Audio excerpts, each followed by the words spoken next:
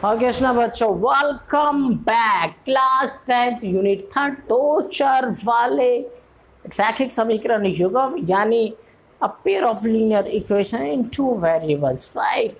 और बहुत ही स्पेशल 3.1 और 2 मैंने पहले ब्रेक किया हुआ था। 3.3, 3.4, 3.5, 3.6 मैंने आप लोगों को समझाया, पूरा खत्म हो गया। अब 3.1 और 2 की बारी है। 3.1 और 2 में क्या है बेटा कि मैंने इसलिए थोड़ा सा ब्रेक किया होता है क्योंकि हमें उसमें है ना जो सॉल्व करना है वो क्या करना, ग्राफीय विधि पे सॉल्व करना है। यानी ग्राफ पेपर का हमें थोड़ा इस्तेमाल करना पड़ेगा ना। हमें अपना पेंसिल चाहिए, स्केल चाहिए, ग्राफ पेपर चाहिए। ग्राफ पेपर फिर हमें लाइन खींचना है, राइट। तो 3.1 तो आपका बेसिक है कि आपको कहता है कि स्टेटमेंट वाला क्वेश्चन दिया हुआ आपके पास और उसकी मदद से आपको क्या करना है कि आपको एक इक्वेशन जनरेट करना है, यानी लीनियर इक्वेशन जनरेट करना है और उसको ग्राफ में खींचना है, ठीक है। अभी जो 3.1 है बिल्कुल सिंपल है। उसमें आपको ये नहीं देखना है कि जो ग्राफ की जो स्थिति है, जो ग्राफ या जो लाइन खींचा जा रहा है अगर एक दूसरे को कट करे, जैसे कि मैं आपको बताऊं कि अगर ग्राफ एक दूसरे को ग्राफ पे जो लाइन एक दूसरे को कट करे तो उसको प्रतिच्छेदी रेखाएं कहते हैं, है ना, प्रतिच्छेदी रेखाएं। और अगर लाइन समांतर चली जाए यानी इस बराबर बराबर चली जाए तो इसको समांतर रेखाएं कहते हैं, है ना। और अगर एक दूसरे के ऊपर ना, एक दूसरे के ऊपर यानी एक लाइन खींचा और इसके ऊपर एक और लाइन आ गया, है ना, इसके ऊपर एक और लाइन आ गया तो उसको बोलते हैं एक जो समांतर रेखा हो जाएगा ना। और आपके पास यहाँ पर क्या कहते हैं, समांतर रेखाएं, संपाती रेखाएं कहते हैं इसको। क्या कहते हैं? संपाती रेखाएं कहते हैं बेटा। तो इस तरीके से ना आपको इन तीनों के बारे में ना, ये जो तीनों 1 2 3 इसके बारे में आपको सिखाया जाएगा एक्सरसाइज 3.2 में। 3.2 में जब 3.2 में अभी मैं इसके 3.1 जब खत्म हो जाएगा तो 3.2 में मैं आप लोगों के लिए स्पेशल ना बेसिक फंडामेंटल का एक वीडियो बनाऊंगा जिसमें आपको पूरा ग्राफ के बारे में पूरा डिटेल में, यानी देखो ये जो प्रतिच्छेद रेखा है, समांतर रेखा है, संपाती रेखा है, हाँ, जिसको अद्वितीय हल भी कहा जाता है। इसको आपको समांतर रूप से इसको संपाती रेखाओं का अपरिमित रूप से अनेक हल, समांतर रेखाओं को कोई हल नहीं, ऐसा भी कहा जाता है। तो इस तरीके से पूरा इसको समझाता हूँ मैं। उसको पूरा एक टेबल आपके पास दिया हुआ है, आपके एनसीईआरटी को पूरा डिटेल आपको समझाऊंगा जब 3.2 स्टार्ट हो। लेकिन अभी क्या है कि बिल्कुल साधारण, अभी आपको इन सब बातों का इन सब बातों का ज्ञान अगर ना भी हो तो आपको सीधा सिंपल बोला जा रहा है कि अभी ये जो कंडीशन दिया हुआ है इसके माध्यम से आपको क्या करना है, दो लीनियर इक्वेशन जनरेट करना है। और जो आपके पास 8th और 9th तक आप लोगों ने नॉलेज गेन कर रखा है, जैसे 9th में क्या था, एक आपका जो 3rd चैप्टर था ना ज्यामितीय निर्देशांक, उसमें आपको ग्राफ के ऊपर ना पॉइंट, ग्राफ के ऊपर यानी कार्तीय तल के ऊपर पॉइंट लगाना आपको सिखाया गया था। उसके बेसिस पे आपको लाइन खींचना सिखाया गया था। तो वो 3.1 आपको इतना ही क्या कहा जा रहा है रिवीजन के तौर पे कि आप ना जो कंडीशन है उसको आप इक्वेशन के फॉर्म में बताओ और उसको ग्राफ पर खींच कर दिखाओ, उस लाइन में खींच कर दिखाओ। इट डजेंट मैटर कि वो आपको भी ये कुछ नहीं बताना है कि प्रतिच्छेदी है, समांतर है या संपाती, ऐसा कुछ नहीं बताना है। इसलिए आपको ये और ये फिर उसके बाद आपको एक्सटेंड करेंगे वो 3.1 तो क्या आपके रिवीजन के लिए, आपको समझाने का प्रयास किया जा रहा है। और 3.2 में फिर वो आपने टेंथ का जो नॉलेज है, वो एक्सटेंड करेंगे। वो आपको फिर डिटेल में एक कंसेप्ट आपको समझा जाएगा जिसमें फिर 3.2 में हम लोग एक डिटेल में हम काम करेंगे, ठीक है ना। अभी क्या हम देखते हैं जो पहला क्वेश्चन है, फिर भी एक बड़ा सा काम है। पहला क्वेश्चन भी अपने आप में एक बड़ा सा काम है, ऐसा नहीं है कि छोटा सा काम है। इसमें आपको इक्वेशन भी जनरेट करना है, इक्वेशन बनाना भी है और उसके बाद फिर उसे ग्राफ के रूप में व्यक्त भी करना है, ठीक है। बीज गणितीय रूप में इस स्थिति को जनरेट बताना है, व्यक्त करना है और फिर ग्राफ के रूप में दिखाना है। तो देखो यहाँ पे इसके पास जो पहला क्वेश्चन है, देखो क्या है, करना कैसे आपको ध्यान देना है। अगर ये बात अगर आपको लेकिन ये भी एक बिल्कुल पक्की बात है कि अगर आपको 3.1 समझ में आएगा तो फिर आप 3.2 कर पाएंगे। अगर 3.1 नहीं आए तो फिर 3.2 करना आपके लिए बहुत मुश्किल है, ठीक है। तो ध्यान समझना है, इसको अच्छे तरीके से नोट्स बनाओ और समझने का प्रयास करना, ठीक है। कहता आफ्ताब अपनी पुत्री से कहता है, कि 7 वर्ष पूर्व मैं तुमसे 7 गुनी आयु का था। तो देखो इसमें 2 लोग हैं, आफ्ताब और उसकी बेटी, तो दोनों की आयु को हम पहले मान लेते हैं। माना आफ्ताब की आयु, ठीक है बेटा। आफ्ताब की आयु हो जाएगी x वर्ष, ठीक है। फिर उसके बाद पुत्री की आयु हो जाएगा बेटा आपके पास यहाँ पर y वर्ष, ठीक है। अच्छा, प्रश्न अनुसार पहली अवस्था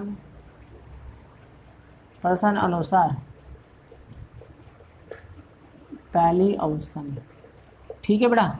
अब कहते देखो प्रश्न पहले अवस्था में क्या है, 7 वर्ष पूर्व, यानी 7 वर्ष पूर्व।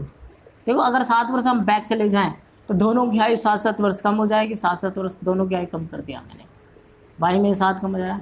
देखो एक व्यक्ति, नॉर्मल सी बात है, एक मैं हूँ और एक को दूसरा व्यक्ति नहीं, ठीक है ना। तो अगर 7 वर्ष बैक जाए तो अगर मान लो मेरी उम्र अभी सपोज 20 साल है, तो अगर मैं 7 वर्ष पीछे जाऊँगा तो क्या करना पड़ेगा, 7 साल में कम हो जाऊँगा, बात समझ ना। तो अगर मैं उसको एक्स बोल रहा हूँ तो 7 वर्ष पीछे चला जाऊँगा मैं, ठीक है ना, क्लियर बात। तो यानी हमें क्या करना है, तो अगर 7 वर्ष पूर्व है तो मुझे कम करना है। अच्छा, अब क्या कहता है कि 7 वर्ष पर तुम्हें साई को कितना करना, 7 गुनी था, तो आफ्ताब कह रहा है 7 गुनी था, तो मुझे क्या करना, पुत्री में 7 से गुना करना, ताकि इक्वेशन क्या हो जाए, संतुलित हो जाए, इक्वेशन बराबर हो जाए। अगर आफ्ताब कहता अपने लिए तो उसको क्या करना है, आपको उसके पुत्री से उसकी मल्टीप्लाई करना है, इस बात को आपको ध्यान रखना, ठीक है ना। फिर यहाँ पे सॉल्व करेंगे x माइनस में 7 और ये जो 7y और 7 क्या हो जाएगा, 49 हो जाएगा। तो जो वेरिएबल वाला उसको एक तरफ कर लो 7y और ये हो जाएगा देखो माइनस का 49 और ये 7 इधर आकर क्या हो जाएगा, प्लस हो जाएगा बेटा। तो x माइनस में 7y और यहाँ पे अगर हम इसे सॉल्व करेंगे तो 49 में 7 गया तो माइनस का 42 आ गया, ठीक है। अच्छा, बात यहीं खत्म नहीं होता, बात यहीं खत्म नहीं होती, राइट। तो बात कहाँ खत्म होती है, क्योंकि देखो आपको इसे ग्राफिक रूप में व्यक्त करना है तो फिर इस इक्वेशन का क्या करना पड़ेगा, टेबल भी बनाना पड़ेगा। टेबल जब बनाएंगे तो फिर तभी आप क्या करेंगे, उस ग्राफ पे आप शो कर पाएंगे, ठीक है। तो मैं आप इसकी टेबल ही बनाना चाहता हूँ, टेबल ही बना लेता हूँ यहीं के यहीं। तो मैंने क्या किया, देखो बेटा यहाँ पर x minus 7y equal to minus का 42 है, तो माइनस का 7y मैंने यहीं छोड़ा। देखो माइनस का जो 7y है बेटा मैं इसको यहीं छोड़ रहा हूँ। अच्छा, इसको यहाँ पे छोड़ूंगा तो क्या होगा कि जो x है वो इधर आ जाएगा, x क्या हो जाएगा बेटा, इधर आ जाएगा, ठीक है, बात सही है। अच्छा, अब दोनों देखो यहाँ पर ये दोनों माइनस का निशान, तो मैं माइनस को हटा लेता हूँ, माइनस कॉमन ले लिया मैंने, यहाँ से 42 माइनस कॉमन लूँगा तो प्लस का x हो जाएगा, ये माइनस से माइनस कट गया और y बराबर क्या होगा, देखो 42 प्लस में x अपॉन में क्या होगा 7, ठीक है बेटा। तो यहाँ तक बात समझ में आ गई आपको। तो अब इसकी मदद से मैं क्या करूँगा, टेबल बनाऊँगा, टेबल। तो टेबल कैसे बनेगा, देखो यहाँ पर, अब यदि ध्यान रखना है आपको, अब यहाँ पे देखो, यहाँ पे ये क्या होगा, प्लस का निशान आ गया था आपके पास यहाँ पर, ठीक है। तो अब यहाँ पे मैं क्या करूँगा कि कुछ ऐसी वैल्यू रखूँगा जिससे को 7 कट जाए ना, कुछ ऐसा एक्स जैसा वैल्यू रखूँगा कि यहाँ पर जिसको जोड़ने या घटाने से क्या जाए, ऐसा कुछ है कि वो 7 से डिवाइड हो रहा हो। तो मैंने x बराबर 0 रखा, तो देखो यहाँ पे व्हाट विल हैपन, तो y की वैल्यू क्या आएगा, तो देखो यहाँ पर x की जगह मैंने अगर 0 रखा तो यहाँ पे 0 हो जाएगा बटे में 7, तो ये हो जाएगा 42 बटा 7, इसे काटेंगे तो 7 छिंग 42, तो x की वैल्यू आ गई बेटा आपके पास 6 आ गया, 7 छिंग 42 तो क्या आ गया, 6 आ गया। ऐसे आप एक और रख सकते हो, एक और वैल्यू रख सकते हो यदि, और यहाँ पे फिर क्या हो जाएगा, टेबल जनरेट हो जाएगा। यदि x बराबर मैंने रख दिया बेटा यहाँ पर सपोज माइनस में भी रख सकते हो, प्लस में भी रख सकते हो, आपकी मर्जी है। मैंने 6 रख दिया, 7 रख दिया सपोज, तो 7 रख दिया तो क्या हो जाएगा, 749 बन जाएगा। पॉजिटिव नेगेटिव कुछ भी रख सकते हो आप, अब कोई इशू नहीं है। मान लो सपोज आपने माइनस का 7 रख दिया, क्या रख दिया आपने, माइनस का 7, प्लस का भी 7 रख सकते थे, ठीक है ना। जैसे कि मान लो मैंने प्लस का 7 रख दिया, चलो ठीक है, तो ये हो गया आपके पास। तो y बराबर क्या हो जाएगा बेटा यहाँ पर, तो 42 प्लस में 7 बटे में क्या आ जाएगा 7, तो ये होगा 49 बटा 7, इसे काटो 749। तो देखो यहाँ पे आपको क्या करना है, एक टेबल जनरेट करना है, ये बहुत इंपॉर्टेंट टेबल है क्योंकि इसी टेबल से हमें क्या करना पड़ता है, ग्राफ खींचना पड़ता है, ठीक है। ग्राफ पे हम क्या करें, दर्शाएंगे। तो यहाँ पे लिखोगे x, देखो जब मैंने x की वैल्यू 0 रखा था तो y की वैल्यू क्या था आपके पास 6, और जब x की वैल्यू मैंने 7 रखा तो y की वैल्यू भी क्या आपके पास 7 आया, तो एक टेबल जनरेट हो गया। ये टेबल, इसी टेबल की मदद, जब तक आप ये टेबल नहीं बना के दिखाओगे आप ना एग्जाम में, आप फिर इस टेबल को नहीं बनाओगे तो फिर आप ग्राफ पे दिखा नहीं सकते। और क्योंकि हमें ग्राफ पे दर्शाना है तो इस टेबल को बनाना बहुत जरूरी है। और इस टेबल को बनाने के लिए आपको सीखना है कि मैंने किस तरीके से इक्वेशन बनाया और किस तरीके की वैल्यू रखी। बार बार वीडियो को पॉज करो, उसको ध्यान समझो, बार बार वीडियो को पॉज करो, ध्यान समझो। अगर नहीं समझ में आए तो क्या करना है, यस कमेंट में लिखना है सर ये बात समझ में नहीं आई, ठीक है ना। और अगर आया तो लिखना है यस सर आया समझ में, ताकि मेरा भी हिस्सा बढ़े, ठीक है ना। और तो आगे देखते हैं हम लोग, आगे क्या है आपके पास दूसरा इक्वेशन। दूसरा इक्वेशन कहता है यहाँ से देखो, यहाँ से यहाँ तक तो क्या हो गया बेटा, यहाँ से लेकर यहाँ तक, ये तो हो गया था पहला कंडीशन, ठीक है, पहले कंडीशन है। अब यहाँ से दूसरा कंडीशन चालू हो गया था। अब से 3 वर्ष बाद मैं तुमसे केवल 3 गुनी आयु का रह जाऊंगा। अब 3 वर्ष बाद ये दूसरी अवस्था चालू हो गई, दूसरी अवस्था में, ठीक है बेटा, यहाँ से दूसरी अवस्था चालू हो गई आपकी। तो दूसरी अवस्था में व्हाट विल हैपन कहता है 3 वर्ष बाद, 3 वर्ष बाद चलते हैं, 3 वर्ष बाद, ठीक है, 3 वर्ष बाद चला गया मैं। तो 3 वर्ष बाद में दोनों की आयु में 3 वर्ष जोड़ देंगे हम, मतलब आफ्ताब में भी और किस में जोड़ दिया मैंने, उसके पुत्री में भी। आफ्ताब में भी 3 वर्ष जोड़ दिया और पुत्री क्या y है तो y प्लस में 3 कर दिया। तो पुत्री का हमने क्या माना, एज y माना है। अब क्या कहता है कि 3 वर्ष बाद में तुमसे केवल 3 गुनी आयु को रह जाऊंगा, तो 3 से किसको गुना करना पड़ेगा? पुत्री को, ताकि आफ्ताब और उसकी पुत्री का जो आयु क्या हो जाए? बराबर हो जाए, ठीक है ना। तो यहाँ पे क्या होगा बेटा? x प्लस में 3, और ये होगा देखो यहाँ पर 3y प्लस में 3 से गुना करेंगे हम इसे, है ना। तो 3y और 3 क्या हो जाएगा? 9 हो जाएगा। तो x प्लस में 3, सॉरी ये y को एक तरफ ले आओ, ये y इधर आकर माइनस में हो जाएगा, 9 ये इधर आकर क्या हो जाएगा? माइनस का हो जाएगा बेटा। x माइनस 3 y बराबर क्या आ गया? 6 आ गया, ठीक है। अब मैं क्या कर सकता हूँ? देखो मैं यहाँ क्या कर सकता हूँ? माइनस का 3y, और ये 6 है ना बेटा, ये x इधर आकर क्या हो जाएगा बेटा? माइनस हो जाएगा, ठीक है। तो प्लस का इधर आकर क्या होगा? माइनस हो गया, ठीक है। ये बात बिल्कुल क्लियर है। अच्छा यहाँ पर क्या है? देखो y को अगर मैं अकेला यहाँ पे छोड़ूंगा तो अच्छा इस माइनस, देखो यहाँ पे जो y है ना बेटा, उसका इसका माइनस को हटाना ही पड़ेगा। उसको अगर माइनस को हटाना पड़ेगा तो मैंने क्या करा? माइनस यहाँ से कॉमन ले लिया, तो ये देखो ये प्लस का तो माइनस हो गया, है ना। या आप ऐसा कह सकते हो, ठीक है। ये माइनस का होगा, और ये जो x था ये माइनस का, तो ये प्लस का हो गया, ठीक है बेटा, ठीक है। और यहाँ पे क्या हो जाएगा? देखो ये माइनस माइनस कटे तो y बराबर क्या होगा? माइनस का 6 प्लस में x, फिर 3 क्या आ जाएगा? इसके बटे में आ जाएगा। अब इसकी मदद से मुझे क्या करना है? एक और टेबल बनाना है, और जब टेबल बन जाएगा तो फिर मेरा ग्राफ बनाना क्या हो जाएगा? मेरे लिए आसान हो जाएगा, ठीक है। तो यदि अब मैंने क्या किया? यदि, है ना, यदि x बराबर क्या रख दिया? पहले 0 रख दिया मैंने, यहाँ देखो यहाँ पे 0 रखा, x बराबर क्या रख दिया मैंने? 0। तो व्हाट विल हैपन? इस समीकरण के साथ क्या बना? इस समीकरण के साथ क्या घटना घटी कि जो y की वैल्यू है -6 प्लस में x है, तो जहाँ x है वहाँ मुझे 0 रखना पड़ेगा। तो यहाँ मैंने x की जगह 0 रखा, तो रिजल्ट क्या दे दिया? -6 दे दिया, -6 दिया। और जब मैंने इसे काटा तो रिजल्ट दे दिया इसने मुझे -2, ठीक है बेटा। एक दूसरा कंडीशन लेते हैं हम लोग यहाँ पे। तो यदि x बराबर क्या ले लिया मैंने? 3 ले लिया, सपोज प्लस का 3, ठीक है ना। तो y की वैल्यू क्या आ जाएगी? देखो -6, और यहाँ पे देखो यहाँ पे मैंने वैसे ये क्या है? ये है ना इक्वेशन, तो ये है। तो मैंने यहाँ पे सॉल्व किया, तो y बराबर देखो क्या हो गया? x की क्या रख रहा हूँ मैं? 3 रख रहा हूँ, ठीक है। तो सॉल्व करेंगे तो 6 में से -3 बटा 3, इसे काटेंगे तो ये क्या दे देगा मेरे को? -1 दे देगा, ठीक है। तो ये इस तरीके से क्या हो गया आपके पास? मैंने x रखने से आपकी जो y की वैल्यू निकल गया। तो फिर इसकी मदद से मुझे क्या करना पड़ेगा? एक टेबल और जनरेट करना पड़ेगा, ताकि जो मैं एक और ग्राफ है उसको आसानी से कर पाऊँ, ठीक है। ये हो गया x और ये y। जब x बराबर मैं 0 रख रहा हूँ तो मुझे y की वैल्यू क्या मिल रही है? -2। और जब मैं x बराबर 3 रख रहा हूँ तो y की वैल्यू क्या मिल रही है मेरे को? -1, ठीक है ना। तो देखो 6 में से 3 गया था तो -3 बचा था, तो माइनस सॉल्व करेंगे तो -1 है, ठीक है। तो बाकी देखो बेसिक चीज़ आपको देखो कैलकुलेशन के टाइम में बिल्कुल, क्योंकि फटाफट में सॉल्व भी करना होता है। तो देखो कैलकुलेशन के टाइम माइनस करने से कैसे माइनस का प्लस का, तो ये एज्यूम करके चलना कि ये तो भैया आपको आता ही आता है, ठीक है ना। अब ये देखो यहाँ पे ये जो टेबल बन गई, क्योंकि देखो अगर जब हमें कभी किसी का ग्राफ के रूप में व्यक्त करना होता है तो बेटा आपके लिए ये टेबल बनाना बहुत जरूरी होता है ना। अब आपके दिमाग में क्वेश्चन बन रहा होगा, यार ये मुझे ऐसा करके पूरा दिखाना पड़ेगा क्या? देखो बेटा यहाँ पे ये जो बना, अगर आप यहाँ से अगर डायरेक्ट आप टेबल बना सकते हो, अगर आपके पास एग्जाम में कम टाइम रहा तो फिर आप यहाँ से डायरेक्ट भी टेबल बना सकते हो। लेकिन अगर आपके पास समय है तो अगर आप जितना डिटेल में दिखाएंगे, ताकि जितना डिटेल में दिखाएंगे उतना क्या रहेगा? अच्छा रहेगा। किसके लिए? एग्जामिनर के लिए, कुछ चेक करने में उनके लिए ईजी भी रहेगा, और आपका पूरा जो डिटेल का जो कंसेप्ट है वो भी मतलब क्लियर होता रहेगा, ठीक है ना। और गलत होने का भी चांस आपके लिए कम हो जाएगा एग्जाम में, ठीक है ना। अब ये क्या करना है? आप देखो इसको ग्राफ के रूप में व्यक्त करना है, तो ग्राफ का मतलब क्या बेटा? कि मुझे क्या करना है? इस कार्टेशियन प्लेन पे इसको क्या करना है? शो करना है, ठीक है। तो मैंने खींच दिया है कार्टेशियन प्लेन, ठीक है। तो ये आपको पता ही है कि ये क्या होता है बेटा? एक्स एक्सिस होता है, और ये क्या होता है बेटा? ये आपके पास वाई एक्सिस होता है, ठीक है। तो मैंने यहाँ खींचा 1 2 3 4 5 6 और 7, और देखो x की वैल्यू ज़्यादा से ज़्यादा 7 तक आया हो तो मैंने 7 तक ले लिया। तो यानी 1 2 3 4 5 6 और ये 7 हो गया, ठीक है। क्लियर बात? यहाँ पे आपके पास 7 ले लिया मैंने, और ये इसको x बोलते हैं। और यहाँ पर अगर मैं इसको बैक फुट पे चलूँ, 1 2 3 4 5 6, और ये क्या हो जाएगा बेटा? यहाँ पर थोड़ा और आगे बढ़ाते 7 हो जाए, -1 -2 -3 -4 -5 -6 -7। हाँ एक बात और मैं बताना चाहता हूँ आपको कि देखो ये जो मैं ये यहाँ तो देखो मेरे पास क्या है ना कि ये प्लेन बोर्ड है बिल्कुल ना, वाइट बोर्ड, और तो मार्कर मेरे हाथ में क्या मार्कर। लेकिन आपको वाइट बोर्ड या शीट पे नहीं करना है, आपको क्या करना है? ग्राफ पेपर लेना है, ग्रीन कलर का है ना, आपको पता है ग्राफ पेपर आपको पता ही है ना। उस ग्राफ पेपर पे आपके पास उसमें छोटे छोटे ना बॉक्स बने होते हैं, उस वाले ग्राफ पेपर को सॉल्व करना है। ठीक है ना। और उस ग्राफ पेपर में क्या होता है, ऑलरेडी आपके पास बॉक्स बने होते हैं, तो उस बॉक्स पे आपको मार्क करोगे तो आपके पास ये जो बीच का जो गैप है, अभी देखो मैं यहाँ बीच का गैप ले रहा हूँ तो हो सकता है एक छोटा एक बड़ा, एक छोटा बड़ा, कम ज़्यादा हो रहा होगा, लेकिन जब आप ग्राफ पे करेंगे तो उसका बॉक्स क्या होता है, इक्वल होता है। तो आप उसमें जब मार्क करेंगे तो छोटा बड़ा का फंडा ही नहीं रह जाएगा, बिल्कुल सही और सटीक बन के आएगा आपका रिजल्ट।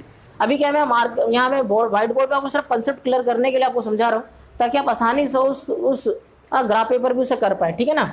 तो ठीक है, आपको यूज ग्राफ पेपर पे करना है, और फिर जब आप फेयर कॉपी मैनेज करेंगे तो आप इस ग्राफ पे बना के उसको कट करके अपने फेयर कॉपी पेस्ट कर लो, बस दैट्स इजी, ठीक है ना।